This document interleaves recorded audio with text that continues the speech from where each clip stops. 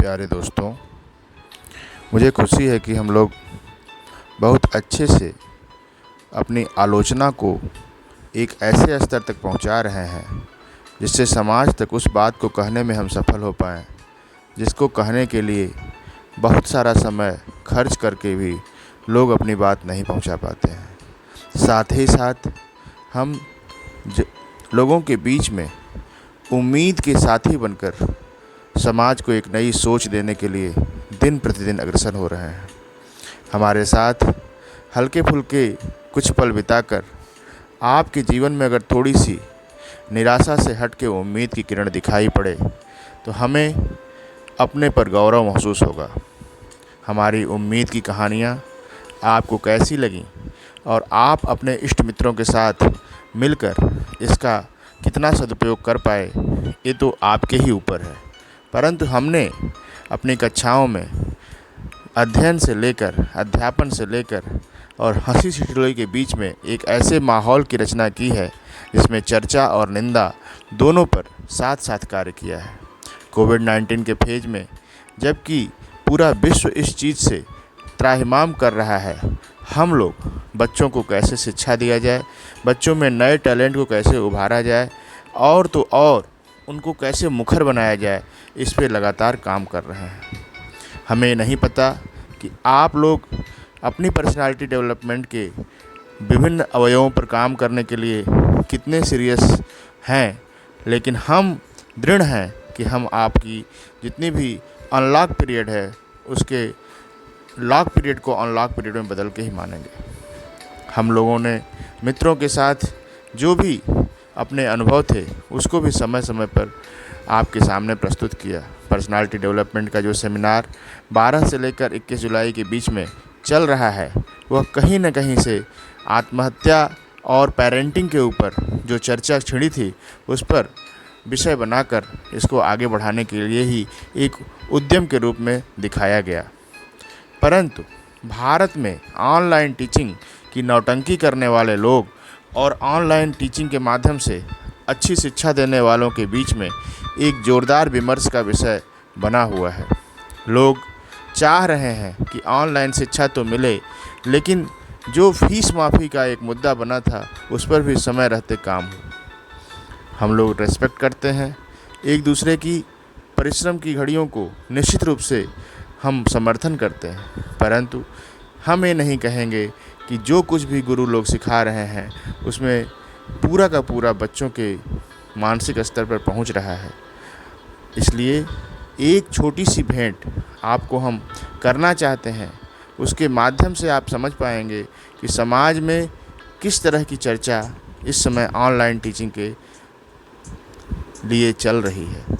निश्चित ही आपके सोच में कुछ न कुछ परिवर्तन आएगा और आप इस बात को समझ पाएंगे कि कहीं न कहीं फीस माफ़ी या फीस की एक आंशिक रूप से छूट कितना आवश्यक समाज के लिए है। अब आप लोग पहले एक सज्जन के द्वारा प्रस्तुत किया गया यह वार्तालाप सुने और अपनी राय बनाएं।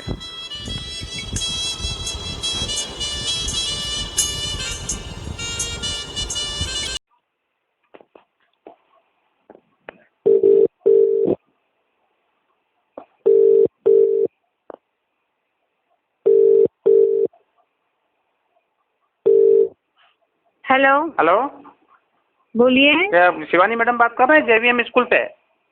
हाँ, मैं बोल रही हूँ शिवानी। आप कौन बात कर रहे हो? कहाँ से बोल शिवानी मैडम ये मैं नमस्कार, मैं ये शुभम डीजे से गोपाल बात कर रहा हूँ। शुभम डीजे से गोपाल? मैंने नहीं पहचाना आपको। गोपाल मैडम, गोपाल आपके जो प्रोग्राम होते हैं ना हर साल, जहाँ पे स्कूल में ये अपना अलग अलग प्रोग्राम होते हैं, उन प्रोग्राम में डीजे लगाते हैं ना, म्यूजिक सिस्टम से सेटअप स्पीकर वगैरह सब। अच्छा, हाँ हाँ, बोलिए बोलिए। ये मैडम एक्चुअली अपना जून का जो आपका ये जो हर बार समर कैंप लगता है मैडम, तो उसका बिल भेजना था, कल भेज दूँ? बट इस बार एक्चुअली हमारा समर कैंप हुआ ही नहीं। आपको तो मतलब ये सब लॉकडाउन हो गया और ये हमारा समर कैंप नहीं लगा। तो जी अभी मैडम। इस साल तो पता नहीं, आप वेट कर दीजिए, देख लेते हैं। अभी जब स्कूल ओपन होगी तब देखेंगे, ट्राई करेंगे। अभी नहीं मैडम, लेकिन कैसा है ना कि अभी जो ये तो कोरोना चल रहा है, आपने जैसे आप बता रहे हो कि भाई लॉकडाउन हो गया, तो मैं ही मान रहा हूँ कोरोना चल रहा है, लेकिन मैडम इसमें जो स्टाफ आ रहा है उनको तो पेमेंट देना पड़ता है हमारे को। तो वो तो देखो, आपको समझना चाहिए ना कि जब स्कूल ही नहीं चल रही है तो आपको पे कैसे करेंगे हम। नहीं अब नहीं जब स्कूल मैडम, आगे खुलेगा तब देखेंगे। अब आगे जाके जो हमारे इवेंट्स होंगे तब अपना कंटिन्यूएशन में चलता रहेगा। आपकी बट बात अभी बराबर तो मैडम, लेकिन देखिए कैसा है ना, अभी देखिए हमारा जो ये हर साल जब भी आपका प्रोग्राम होता है ये जून में, हमारा 8,000 का बिल बनता है मैडम। तो अभी 8,000 का बिल जो हमारा बनता है वो तो हमारा ऐसे ही गया ना फिर। वो तो अभी आपको खुद को समझना चाहिए ना। अब जब स्कूल ही नहीं है तो पे कैसे करेंगे। आपको खुद को भी पता होगा ना। हम किसी को कोई पेमेंट किसी का जा ही नहीं रहा है, ठीक है। और अभी हमारे सारे पूरे स्कूल बंद है, सब हमारे घर से सब वर्किंग हो रहा है। कोई मतलब है ही नहीं, इवेंट ही नहीं है। जब तो क्या स्कूल छोरों को reopen निकाल हो- दें मैडम? मतलब छोरे काम कर रहे हैं उनको क्या करें? उनको मना अरे करते हैं कि आप कल से आओ नहीं हमारे यहाँ पे। आप कैसे बात कर रहे हैं मैडम? हर साल हमारा आप एक है ना बात है, बिना- हर साल हम आपके यहाँ प्रोग्राम करते हैं, तो आपको अच्छा। एक इतना समझना चाहिए कि हमारा अगर नहीं चल रहा है, इस बार ये कोरोना आ गया है तो कोरोना की वजह से हमें तो कुछ देखना पड़ेगा ना। तो हर साल तो आपका पेमेंट जा रहा है ना। अभी इस साल लॉकडाउन हो गया, स्कूल बंद है, हमें भी तो पेमेंट आना चाहिए, तब हम आपको करेंगे। जब हमारा आप तो अभी मैडम पढ़ाई ऐसा तो करो ना, तो बंद साल चल चल रहा जाए, है 6 महीने चल जाए, 2 साल चल जाए, तो 2 साल तक आप हमें पैसे दोगे ही नहीं। तो कैसे देंगे। जब चलेगा तो जब बच्चे ही नहीं आएंगे तो हम कहाँ से आपको पे करेंगे।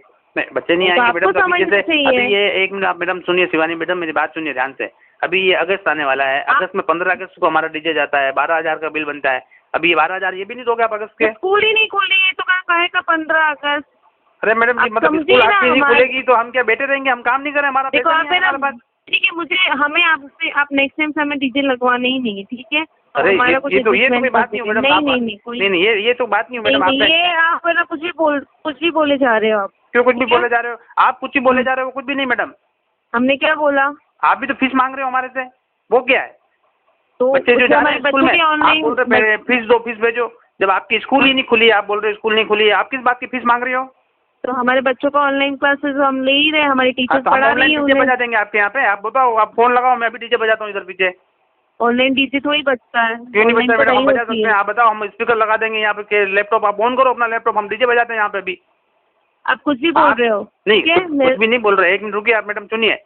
ये आपका तरीका नहीं होता मैडम। आप स्कूल की फीस मांग सकते हो, आप बोल रहे हो कि भाई ये हमारा स्कूल बंद है। अरे हमारे जो छोरे आ रहे हैं, हमारे यहाँ जो काम कर रहे हैं, हमारा जो म्यूजिक सिस्टम लगाते हैं लड़कों को, उनको क्या हम निकाल दें यहाँ से? बोल दें ऑनलाइन आपको पढ़ाई ऑनलाइन होती की है, प्रॉब्लम डीजे है थोड़ी ना ऑनलाइन ऑनलाइन डीजे होगी। बजा देंगे मैडम, आपका ऑनलाइन डीजे बजेगा। आप देखिए नहीं आप, चाहिए हमें नहीं ऑनलाइन नहीं आप, डीजे। अरे ऐसे कैसे नहीं हाँ। चाहिए मैडम आपको? आप जबरदस्ती ऐसे आप जो बच्चों को पढ़ा रहे हो वो ऑनलाइन लगा लगा के रोज मोबाइल छोड़ रहे हो, कैमरे पे हमारे बच्चों को छोड़ दे रहे हो खुले, वो बजाने वहाँ पे क्या क्या वीडियो देख रहे हैं, क्या देख रहे हैं, समझ ही नहीं आ रहा बच्चों को।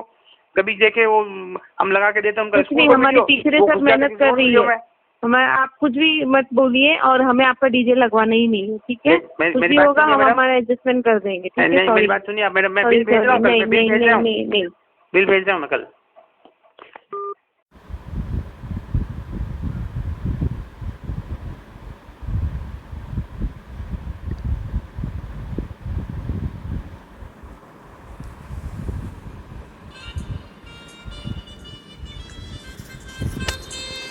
प्यारे मित्रों, आप लोग निश्चित ही इस जो वार्तालाप का जो खंड था, जो कि सच्चाई है, आज आपके सामने सुनकर निश्चित ही आपके मन में यह विचार आया होगा कि ऑनलाइन टीचिंग के माध्यम से जो भी शिक्षा दी जा रही है उसका पूरा लाभ यदि बच्चे उठा भी पाएँ, फिर भी कहीं न कहीं यह गार्जियन के ऊपर बहुत बड़ा दबाव है।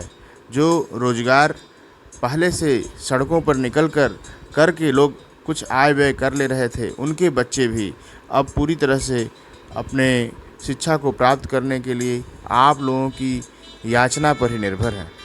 बच्चे पूरी फीस कहाँ से जमा करें, या सक्षम और अक्षम के बीच में जो खाई हैं उसको किस तरह बता के आपके सामने रख पाएँ कि हमारे पिता बहुत सक्षम थे, आपकी फ़ीस भरने में वो पूरी तरह से सक्षम थे, परंतु आज आपके ही साथ जुड़े हुए विभिन्न रोज़गारों में पूरी तरह से हम आय से वंचित हो गए हैं, इसलिए हम समाज के साथ एडजस्ट नहीं कर पा रहे हैं।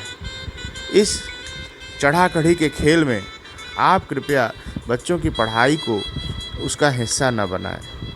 आप कुछ फीस माफ़ी करके अपने लोगों के बीच में एक अच्छा स्वस्थ वातावरण बनाएं, जिससे कि हम लोग अभिभावक भी एक अच्छे माहौल में परिवार में भी और आपके साथ भी बैठकर एक अच्छा अनुभव कर सकें।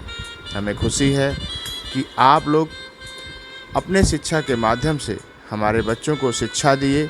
इतने दिन तक आप लोगों के कठिन प्रयास से, अध्यापकों के कठिन प्रयास से ये शिक्षा का कार्य हो पाया, परंतु कहीं न कहीं मानसिक रूप से बच्चों पर बहुत दबाव है पढ़ने का, और अभिभावकों पर उनके लिए उन संसाधनों की पूरी व्यवस्था करने का, जिससे कि वो बच्चे कहीं भी अपने को पिछड़ा हुआ न महसूस करें। इस अवसर पर मुझे आपके सामने ये कहने से तथापि गुरेज नहीं है कि भले ही आपकी टीचिंग उस कन्वेंशनल टीचिंग के बजाय कुछ टैलेंट को सीखने में इस साल व्यस्त हो जाए, बच्चे आपका एकेडमिक कोर्स भले पूरा न कर पाएँ, लेकिन यदि आप फीस माफ़ी नहीं करते हैं तो कुछ हिस्सा फीस का लेकर आप टैलेंट की क्लास केवल चलवाइए। कोई ज़रूरत नहीं है कि आप पूरा का पूरा एकेडमिक कोर्स संपन्न नहीं कराएं।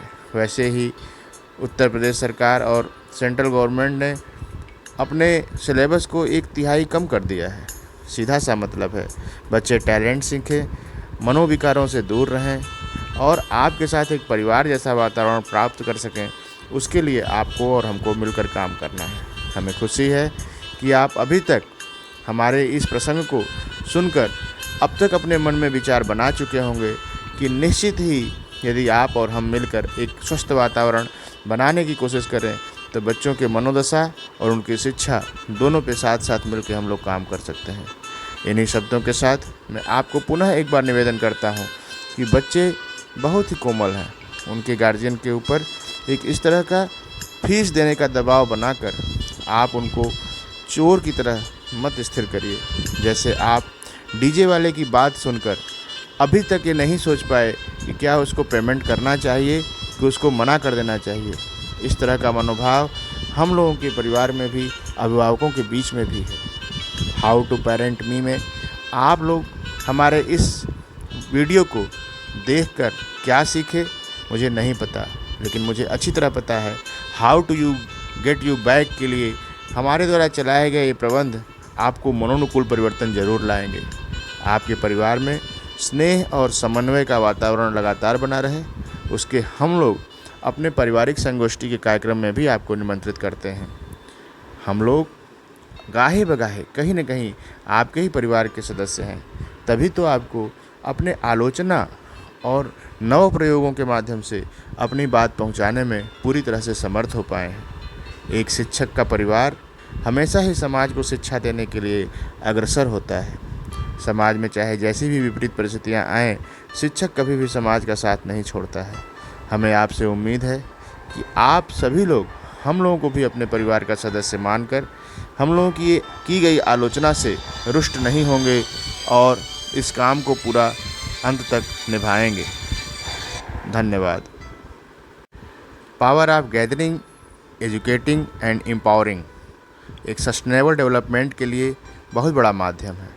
डॉक्टर सत्यप्रकाश की सत्य भूमिका में आप इन्हीं सब बहुत सारी चीज़ों को सीख पाएंगे और अपने विद्यालय के लिए, अपने इंस्टीट्यूशंस के लिए एक अच्छा माहौल दे पाएंगे। किसी भी आलोचना को आप कभी भी अपने ऊपर न लें। यह एथिकल टैलेंट को डेवलप करके आपकी शिक्षा को किस तरह से प्रासंगिक बनाया जा सकता है, इसके लिए हम लोग बहुत सारे नए प्रोजेक्ट पर काम कर रहे हैं। हमें खुशी है कि आप जल्दी ही अपने इंस्टीट्यूशंस में इस तरह की व्यवस्था करेंगे कि एक ऐसी काउंसलिंग हो पाए जिससे कुछ न कुछ बीच का रास्ता निकाल कर हम लोग एक ऐसे समाज का निर्माण कर सकें जिसको कि पोस्ट कोरोना काल में कहीं भी किसी को नाउम्मीदी की शरण में न जाना पड़े। डॉक्टर सत्यप्रकाश की भावना आपके साथ है। आपका और हमारा ये टैलेंट ही है कि हम लोग आलोचना में भी एक ऐसा निवेदन प्रस्तुत कर रहे हैं जिससे कि आपके मन पर ये प्रभाव न पड़े कि हमारे और आपके बीच में कहीं भी दूरी है। मुझे खुशी है कि आप हम लोगों की द्वारा लाई गई इस सत्यप्रकाश की सत्य भूमिका श्रृंखला का चौथा भाग पूरे मनोयोग से सुन पा रहे हैं।